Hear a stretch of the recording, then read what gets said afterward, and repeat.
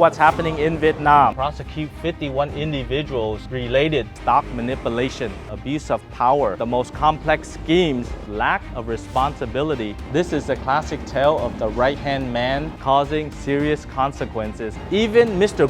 Driver was arrested. Investing in Vietnam is not black and white. Is it a ticking time bomb? So Vietnam continues its fraud purge after 2 years.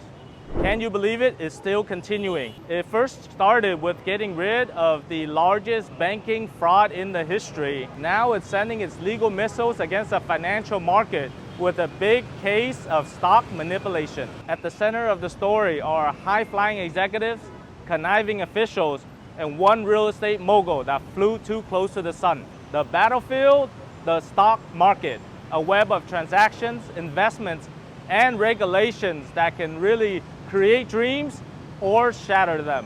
And who are these players? Front and center is Mr. Trịnh Văn Quyết, whose name has been plastered all over the headline, a man that had Vietnam's economic world in his palm. Alongside with him are government officials who blurred the lines between regulation and manipulation. So join us as we expose the truth and one shocking revelation at a time.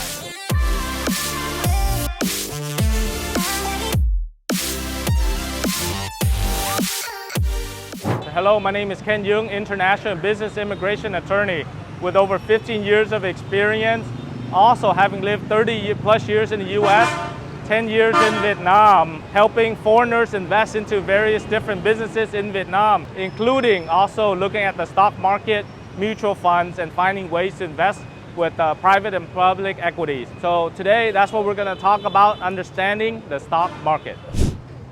All right, I would love a trip to Japan, but unfortunately I can't afford it because I don't have enough subscribers. So 70% of you watching right now are not subscribed to our channel, but I appreciate the over 40,000 subscribers. So I would actually call for you to only take 2 seconds of your time, and it's free, to click on the subscribe button so we can get up to 50,000 subscribers so I can book a trip to Japan and be able to do better videos for you. So we begin our tale with one of the news that has been dominating the news outlets in Vietnam. The police are looking to prosecute 51 individuals related to FLC Group, a global conglomerate with industries, investments in real estate, aviation, and tourism. It began in 2001 by attorney or lawyer Trịnh Văn Quyết, and it continued to grow in stature throughout the years, culminating in 2016 where Mr. Trịnh Văn Quyết amassing $1.02 billion, becoming the second billionaire on the stock market. However, this self-made man took a dramatic turn in 2022 for stock manipulation. On January 10th, Mr. Trịnh Văn Quyết sold 74.8 million shares valued at $65 million without the proper reporting and protocols per the regulations of Vietnam.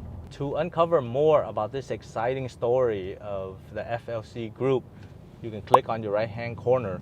That video also was the nexus to understand the story of Vang Tân Phát and also Novaland Group as well. So fast forward to the present. In addition to the stock manipulation by FLC Group, further findings show that there were other charges for misappropriation of property, abuse of power, and dissemination of false information within the FLC ecosystem, which included joint stock companies of BOS Securities, Farrell's Construction, and many other related entities. Mr. Trịnh Văn Quyết, former chairman of the FLC Group, other government officials, and other high-level executives were implicated and charged for many of these violations. In the case of stock manipulation, the charge reports found that Mr. Trịnh allegedly instructed many individuals to open up companies and open up bank and security accounts under false identities,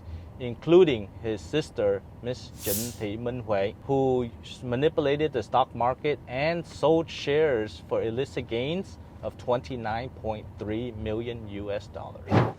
Regarding fraudulent appropriation of property, Mr. Trịnh instructed many of his individuals and friends in order to invest into the Farrell's company, roughly a capital contribution of $61,000 US.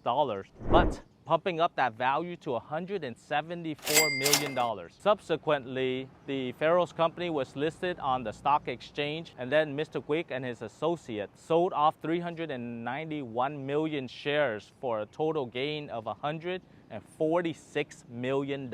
The investigation also uncovered abuse of power and dissemination of false information within the regulatory agencies that were responsible for the registration of information and also the stock listings. Another key player in this FLC group scandal is involving the former FLC General Director and Chairman of the Board of Directors of the Pharos Construction Company, Mr. Dong Văn Phương, who orchestrated one of the most complex schemes in order to defraud investors of over $146 million. The investigation agency detailed Mr. Phung's actions, including instructing and personally signing reports, minutes, and resolutions, artificially inflating the charter capital for Pharos Construction Company. These actions assisted Mr. Quick in selling shares, leveraging falsified capital contribution documents. Specifically, Mr. Phung's actions in falsifying documents in accounting in order to show a withdrawal of $36 million and payment orders of $12 million. Moreover, he authorized the submission of false documents for public registration, securities deposit registration, and unrealistic stock listing approvals. On a personal level, Mr. Phung was adequately compensated for his false actions by being given shares without payment. Although he did not sell all the shares at the time of the listing, he did sell the shares later and then profited substantially from those shares. The investigation agency concluded that Mr. Phung's actions were fraudulent appropriation of property that substantially assisted Mr. Quick in conducting his stock manipulation. Although Mr. Phung has been on the run since 2022 and he has not been caught yet. If you think this is the end of the story, you would be mistaken. There's more to the story, and that is fraud. But before I unveil the continuance of this story, you should fully understand that investing in Vietnam is not black and white, but it's still a great time to invest, and I'll tell you what sectors you should invest in. When there is inconsistency or volatility in the stock market, you should look into other opportunities such as retail or manufacturing.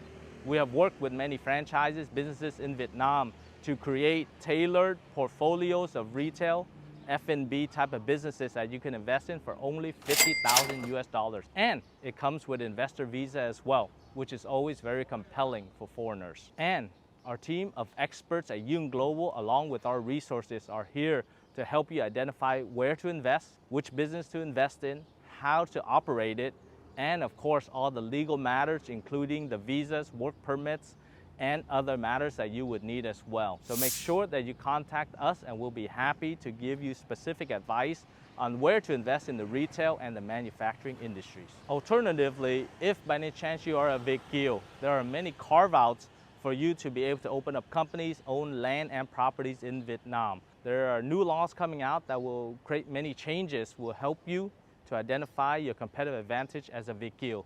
So make sure that you contact us to either get your passport, get your Vietnamese origin, or get your national ID. And now let's get back to the major stock exchange that has been implicated in this stock manipulation. So what is the role of the Ho Chi Minh Stock Exchange in all of this? Sometimes it's not just the individuals, but the platforms that were created in order to regulate some of these stock manipulation issues. During the investigation of Mr. Quick's actions, Mr. Trần Văn Dũng, former vice chairman of the board of directors and general director of Jose, was alleged for displaying signs of lack of responsibility, causing serious consequences in his work at Jose. However, due to the legal provisions, Mr. Dũng was only put on strict administrative sanctions for his actions. Adding to that, the investigation agency, or C01 of the Ministry of Public Security, proposed charges for abuse of power and position while on duty. Included in that is Mr. Trần Đắc Sinh, former chairman of the board of directors of Jose, and many other individuals of the Vietnam Securities Depository Center for their involvement in the fraud and stock manipulation. As a domino effect, the investigation further implicated 3 individuals from the State Securities Commission and the Public Company Supervision Department, especially in their negligent advising of Mr. Lê Công Ying, Director of Public Company Supervision Department, in allowing for the public registration of the Pharos Construction Company. However, due to limited investigation and evidence, they were only able to put administrative actions and sanctions against him. And the plot thickens as we understand the pivotal role of Mr. Dong Văn Phương. And according to Tinh Phong, he played a pivotal role in helping Trịnh Văn Quyết. This is a classic tale of the right-hand man, the behind-the-scenes influencer, and the puppeteer pulling the strings of the shadow of power. At Jose, the investigations led to Mr. Dong Vĩnh Nam, a specialist in the listing management and appraisal department, for abusing his position and power while performing official duties. In addition, Mr. Trần Văn Dũng and several others were charged for irresponsibility causing serious consequences in their role for the approval of the Pharos Construction Company listing. Mr. Dũng, during the investigation, said he relied on his subordinates and also the consensus from the listing council members in coming up with a decision to allow for Pharos to list publicly, even though they did not meet all the conditions to be listed. Pursuant to relevant legal regulations, the investigative agency did not press criminal actions against the Jose members. However, they did recommend strict administrative actions. Fun fact, even Mr. Quick's driver was arrested, Mr. Trương Văn Tài. So he did not directly invest into the company. However, in 2015, Mr. Quick's sister, Ms. Huệ, asked him to sign documents to not transfer 2 million shares of Pharos Construction Company stock, which was valued at $812,000 US. Mr. Tài was corresponded to have signed personally for many of the documents, which totaled amount of $12 million. The most important one is when Ms. Huệ had him sign documents to increase his capital contribution of $812,000 to $9.3 million, corresponding to 23 million shares. This investment amount manipulated the valuation of the company from $9.1 million to $123 million. In January 2016, Mr. Tài signed documents to transfer roughly 23 million shares of Pharos Company just before it went public to Ms. Lê Thị Ngọc Diệp, who is the wife of Mr. Quick, without any compensation at all. The investigation uncovered that Mr. Tài actions assisted tremendously in Mr. Quick's deception of investors and also stock manipulation up to the amount of $146 million in fraudulent transactions. During the investigations, Mr. Tài stated that he was involved in the transactions, but he did not intend to defraud any of the investors within that, and that he was only paid as a driver $244 a month, and he did not take any compensation for his work. Really not bad for a driver, right? In summary of this entire situation, with Mr. Trịnh Văn Quyết, the former chairman and CEO of FLC Group, was indicted along with many government officials that were prosecuted by the Ministry of Public Security, including many officials in the Vietnam Public Company Supervision Department, the Vietnam Securities Deposit Center, and also the Ho Chi Minh Stock Exchange for their abuse of power in performing their duties. As of right now, over 51 defendants have been charged for misappropriation of property, stock manipulation, and abuse of power. So there you have it, another episode neatly wrapped with a bow on top. Or is it a ticking time bomb? Only time will tell. This is another fraud purge that will make the army of the Terracotta Warriors turn their heads. So what do you think about this episode about another fraud purge? So as always, here at Yung Global, we want to give you the most relevant information in English so you know what's happening in Vietnam. But as always, make sure you like our Facebook page, subscribe to our YouTube channel, comment below about your findings about this case, and click on the bell for notifications. So thank you very much for watching this episode, and I look forward to seeing you on the next one.